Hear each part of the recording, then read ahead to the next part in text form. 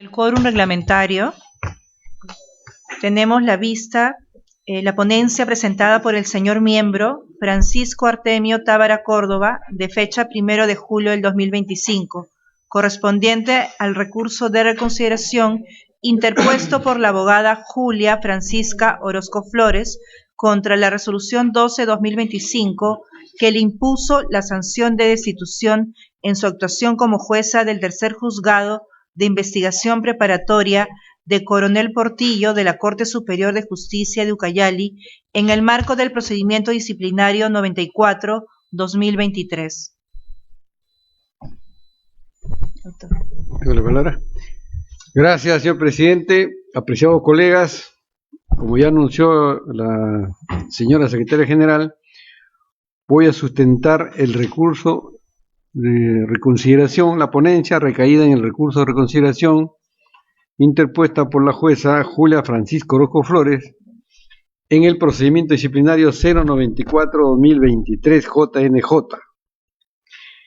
En primer lugar, debo expresar mi preocupación, como siempre, por la línea de tiempo que lleva este procedimiento disciplinario, que empezó desde el año 2017 y estamos en el 2025. Claro, los mayores años han sido a nivel del órgano de control del Poder Judicial, pero es una reflexión que siempre debe internalizarse aquí en la Junta Nacional de Justicia, a ver cómo se abrevia eso. Bien, tiene su origen este procedimiento disciplinario, voy a hablar de los antecedentes. Tiene su origen en dos quejas funcionales presentadas el año 2017 contra la jueza del tercer juzgado de investigación preparatoria de Coronel Portillo, Corte Superior de Justicia de Ucayali, la señora Julia Francisco Orozco Flores y otros magistrados. La primera fue interpuesta el 30 de enero de 2017 por el ciudadano Elí Martínez Santián Vilca, y la segunda el 4 de abril de 2017 por otro ciudadano, Carlos Alberto Sosa Estupiñán. Nace de la participación ciudadana. Bien, tras las investigaciones correspondientes, la OMA inició un procedimiento administrativo disciplinario contra la magistrada referida, Orozco Flores, el 20 de agosto de 2018, que culminó con la propuesta de destitución por parte de la Unidad de Investigación y Anticorrupción de la OMA en abril de 2022, la cual fue ratificada por la jefatura de dicha unidad en septiembre de 2022 y finalmente la jefatura suprema de la OMA el 31 de julio de 2023. En esa misma fecha se le impuso a la magistrada la medida cautelar de suspensión preventiva. El expediente se recibe aquí en la Junta Nacional de Justicia el 29 de septiembre de 2023 y el 8 de enero de 2024, el año pasado, la Junta Nacional de Justicia abrió un procedimiento disciplinario abreviado contra la jueza Orozco Flores. Los cargos se centraron en su actuación en 3 expedientes de prisión preventiva, medidas cautelares de prisión preventiva, en los cuales se le imputó haber vulnerado su deber de impartir justicia con razonabilidad y respeto al debido proceso, específicamente en lo relativo a la motivación de la resolución judicial. Los cargos, voy a leerlos, son 5 cargos de la A hasta la E. En este expediente, cuaderno de prisión preventiva 715/2017, haber expedido la resolución número 2 de fecha 19 de febrero de 2017, por la cual declaró infundado el requerimiento de prisión preventiva formalizado contra los investigados Julio Walter Vázquez Alba y otros, por los delitos de crimen organizado y lavado de activos y falsificación de documentos en agravio del Estado, sin expresar los fundamentos pertinentes e idóneos que sustenten su decisión, de conformidad con los presupuestos materiales de prisión preventiva y los elementos o criterios para la calificación del presupuesto material del peligro de la fuga establecidos en los artículos 268 y 269 del Código Procesal Penal, así como haber incurrido en incoherencia narrativa en el análisis del segundo presupuesto, toda vez que primero señaló que no se habrían precisado los delitos imputados a los denunciados y bajo qué sistema de tercios se les estaba involucrando. Bueno, todas estas deficiencias se encuadra, dice, la conducta disfuncional habría quebrantado su deber de impartir justicia con razonabilidad y respeto al debido proceso en su manifestación de la motivación y fundamentación de las resoluciones judiciales contenida en el artículo 34, numeral 1 de la Ley de Carrera Judicial, y la falta muy grave tipificada es artículo 48, numeral 13 de la citada ley, inobservar inexcusablemente el cumplimiento de los deberes judiciales. Esta tipificación se mantiene en todos los cargos, ¿no? Luego el cargo B, expediente de cuaderno de prisión preventiva 457-2017. Haber emitido la resolución número 2, igualmente de febrero de 2017, por la cual declaró infundado el requerimiento de prisión preventiva planteado por el Ministerio Público contra Javier Guamán Puelles y otros, sin observar los fundamentos pertinentes o idóneos que sustenten su decisión, de acuerdo a los presupuestos materiales de la prisión preventiva, etcétera, peligro de fuga. Con tal conducta disfuncional habría quebrantado su deber de impartir justicia con la razonabilidad y respeto al debido proceso en su manifestación de la motivación y fundamentación de las resoluciones judiciales. Igual, la misma falta grave y no observar inexcusablemente el cumplimiento de los deberes judiciales. Artículo 48, numeral 3. Tercer cargo, expediente, cuaderno de prisión preventiva 715-2017, haber expedido la resolución número 2 del 19 de febrero, tomen nota que todas son de febrero de 2017, vulnerando el deber de impartir justicia con respecto al debido proceso en su manifestación de motivación de las resoluciones judiciales, y se tipifica también el inobservar inexcusablemente el cumplimiento de los deberes judiciales.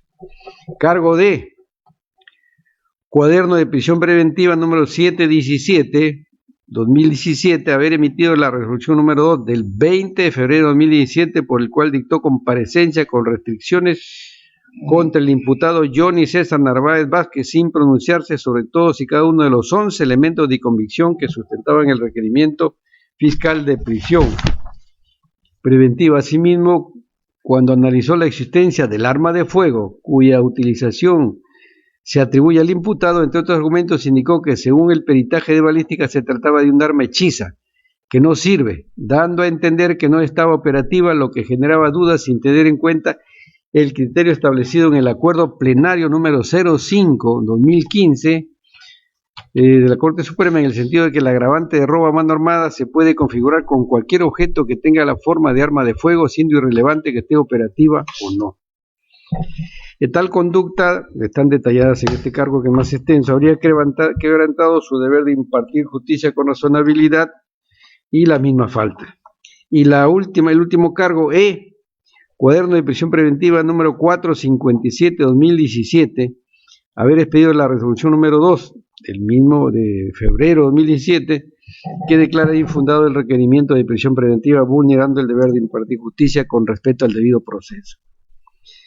Con tal conducta disfuncional y inobservado el deber de impartir justicia con razonabilidad y respeto al debido proceso, y la tipificación es la misma, y no observar inexcusablemente el cumplimiento de los deberes judiciales. Como ya dije, en todos los casos se consideró que su conducta constituía la falta muy grave de inobservar inexcusablemente el cumplimiento de los deberes judiciales, tipificada en el artículo 48, numeral 13 de la Ley de Carrera Judicial. Mediante resolución número 012-2025 del 3 de enero de este año, el Pleno de la Junta Nacional de Justicia, que estaba saliendo, por unanimidad resuelve, ya dije resolución número 12-2025, dar por concluido el presente procedimiento disciplinario y destituir a la señora Julia Francisco Orozco Flores por su actuación como jueza del tercer juzgado de investigación preparatoria, disponer la inscripción, etcétera, etcétera. Y aquí viene el recurso de reconsideración, es un recurso bastante extenso, logomáquico, enrevesado, de 75 páginas, que hemos tratado de sistematizar los agravios en la siguiente manera. Los agravios que hemos sistematizado son inobservancia al principio de motivación suficiente, falta de congruencia entre fundamentos y parte resolutiva, valoración deficiente de los elementos probatorios del Ministerio Público, graduación indebida de la sanción y apartamiento de precedentes, y finalmente vulneración del derecho al debido proceso. Bien, el análisis sobre los agravios 1, 2 y 3, los juntamos ahí, motivación, congruencia y valoración de pruebas. La ponencia establece que el estándar de motivación para las resoluciones aceptando o desestimando el requerimiento de prisión preventiva debe ser especialmente estricto, dado que afecta el derecho fundamental a la libertad. Lo tiene que el análisis que la Junta Nacional de Justicia hizo en la resolución impugnada fue correcto, al concluir que las resoluciones de la juez Orozco presentan no solamente una motivación insuficiente, sino defectos estructurales y omisiones graves, de ahí que vamos a la tipificación de la falta que hemos mencionado. Se evidencia que en los 3 expedientes judiciales revisados, la juez incurrió en un patrón de conducta consistente en 1. No realizó un análisis individualizado de los elementos de convicción, limitándose a frases genéricas como no me genera certeza, y utilizó un estándar probatorio incorrecto, certeza o total convicción, cuando la jurisprudencia solo exige un alto grado de probabilidad para la prisión preventiva. Presentó una argumentación incoherente y contradictoria, especialmente en el análisis de la pronuncia de la pena. Omitió por completo el análisis de aspectos esenciales como el delito de falsificación de documentos en un caso y el peligro de obstaculización de todos ellos. En la ponencia también refutamos el argumento de que la debilidad del requerimiento fiscal la exime de responsabilidad, afirmando que el juez tiene el deber constitucional de fundamentar sus decisiones más allá de las deficiencias de las partes. Por ejemplo, la falta de una motivación jurídica coherente y la omisión de aplicar en un acuerdo plenario. Ella dice en su descargo que no aplicó el acuerdo plenario 05-2015, no lo hizo porque no lo invocó el Ministerio Público. Y lo tengo acá a la mano, este acuerdo plenario es doctrina de la Corte Suprema y en aplicación del artículo 22 de la Ley Orgánica del Poder Judicial es de observancia obligatoria por todos los jueces. Asimismo se aclara que si bien la resolución de la Junta Nacional de Justicia reconoce argumentos parciales de la jueza, esto no subsana las omisiones estructurales que configuran la falta muy grave. Por lo tanto, no existe incongruencia ni se vulnera el artículo 17 del reglamento al no declararse una absolución parcial. En resumen, sobre este punto, la ponencia puesta a su consideración desestima sistemáticamente los 3 primeros agravios al considerar que se basa en una interpretación incorrecta de los deberes judiciales y de los hechos. Contrario a este estándar, el análisis efectuado en la resolución recurrida, la resolución impugnada, concluyó que las resoluciones de la juez Orozco Flores no presentaban una motivación insuficiente, sino defectos estructurales y omisiones graves. Dice ella en su recurso de consideración, pongo comillas, no encuadra en los supuestos más graves inexistencia, incoherencia e incongruencia, sino que debe calificarse como un caso de motivación insuficiente. Lo dice ella misma, lo reconoce, ¿no? El patrón de conducta identificado se refuerza con ejemplos concretos. Análisis probatorio inexistente. Reitero, se limita a usar frases genéricas como no me podría causar convicción, comillas, o no me produce certeza. Utilizó un estándar probatorio incorrecto de total certeza o total convicción cuando la casación 625-2013 Moquegua establece que para la prisión preventiva solamente se requiere un alto grado de probabilidad. En el análisis del cuaderno 717-2017 omitió por completo pronunciarse sobre el acta de constatación in situ y desestimó las declaraciones de los policías y los certificados médicos sin expresar motivo alguno. Incongruencia y falta de análisis en la promoción de pena. En el cuaderno 715-2017, la jueza primero cuestionó al fiscal por no detallar los delitos y el sistema de tercios, para luego, sin mayor argumentación, afirmar que los delitos sí superaban los 4 años de pena. En ese sentido, en ese mismo análisis, omitió por completo pronunciarse sobre el delito de falsificación de documentos imputado a uno de los investigadores. Omisión del deber de aplicar la ley y la jurisprudencia. Esta ponencia refuta de manera contundente la pretendida justificación de la jueza de no haber analizado el acuerdo plenario 05-2015, aquí hice referencia, sobre el concepto arma, porque según ella dice que el arma estaba inoperativa. Y esto lo desarrolla muy bien el pleno, que si es necesario damos lectura. En cuanto a la supuesta falta de congruencia, la ponencia aclara que el reconocimiento que la jueza elaboró argumentos parciales en ciertos extremos no subsana las omisiones estructurales en los puntos centrales. Finalmente, respecto a la valoración de las pruebas y la supuesta debilidad del requerimiento fiscal, la ponencia invoca el deber constitucional del juez de fundamentar sus decisiones. Citamos aquí una sentencia de la Corte Interamericana. Igualmente, el argumento contundente que refuerza el análisis efectuado en la ponencia es que 2 de las 3 resoluciones cuestionadas fueron declaradas nulas por la Sala de Apelaciones, cual dispuso que otro juez realizara nuevas audiencias precisamente por la deficiencia de motivación. Esta decisión de una instancia superior constituye un reconocimiento externo e irrefutable de la gravedad de las faltas funcionales cometidas por la jueza. Invoca también, ella dice, no se está respetando los precedentes administrativos dados por la Junta Nacional de Justicia. Nosotros estamos desarrollando qué cosa es un precedente administrativo, que está reconocido en el artículo 6 del título preliminar del texto único ordenado de la ley 27444. Para que un acto administrativo sea considerado un precedente de observancia obligatoria, debe interpretar la legislación de modo expreso y con carácter general, y su condición vinculante debe ser declarada explícitamente por el órgano. Ella cita una serie de resoluciones de la Junta Nacional de Justicia, pero ninguna tiene el carácter de precedente vinculante. Nosotros estamos diciendo qué precedente vinculante tiene la Junta hasta ahora, ¿no? Que solamente son las resoluciones 154/2021 y la número 237/2021, que sí contienen esta declaración expresa. No hay otro que yo conozca. Además, se subraya que cada procedimiento disciplinario tiene sus propias particularidades, hechos y pruebas, por lo que no corresponde invocar resoluciones de otros casos para exigir un trato análogo. Específicamente se diferencia el caso de la jueza Oroco Flores con el número 032/2002, que lo invoca repetidamente, explicando que en el caso de la recurrente se demostró una omisión en 3 casos en un solo mes, ¿no? El otro caso es una sola resolución. Medios probatorios. La recurrente presenta un listado de 27 documentos como medios probatorios, sin fundamentar en lo mínimo su conducencia, pertinencia, etcétera, o si tienen carácter de prueba nueva. Son resoluciones de la Junta Nacional de Justicia, sentencias de la Corte Suprema o sentencias del Tribunal Constitucional. La ponencia desestima esta prueba argumentando que la decisión sancionadora se basó en el análisis objetivo de los hechos imputados, es decir, la revisión de las resoluciones judiciales de la jueza que la jueza emitió en un mismo mes. Se concluye que los documentos ofrecidos no logran desvirtuar las conclusiones de dicho estudio, no tienen carácter de prueba nueva tampoco.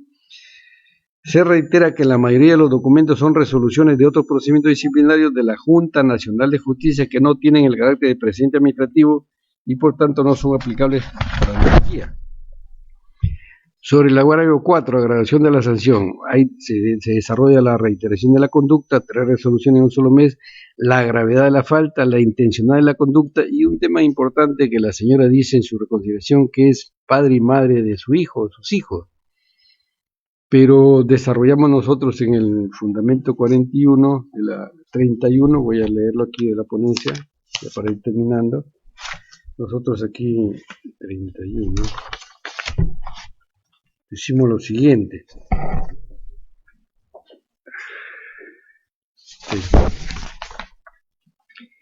Dice, con relación al argumento de que la destitución afectaría su derecho al trabajo y al sostenimiento de su hijo, es el caso de señalar que como profesional de la abogacía puede desempeñarse en el sector privado, que la inhabilitación en algunas entidades del sector público es temporal y finalmente es obligación de ambos padres la manutención de sus menores hijos, no habiéndose acreditado en auto la imposibilidad del padre de cumplir con la obligación. Porque insiste en ese argumento y lo hizo el abogado en el informe oral. Bien, se ha respetado se argumenta la falta de especialización penal. Cuando ella acepta el cargo está asumiendo la responsabilidad, porque dice, yo nunca he visto penal, entonces ¿por qué aceptó ese cargo, no? Se desarrollan los argumentos que lo hizo la Junta en la sentencia impugnada, en la resolución impugnada. Bien, se respetan todo lo establecido por el Tribunal Constitucional, por la idoneidad de la medida de su destitución, no hay otra. En resumen, la opinión del ponente es que se desestime por infundado el recurso de reconsideración y que quede así agotada la vía administrativa, estimados colegas. Esa es la ponencia, ¿no? Gracias. Se procede a la deliberación de la ponencia.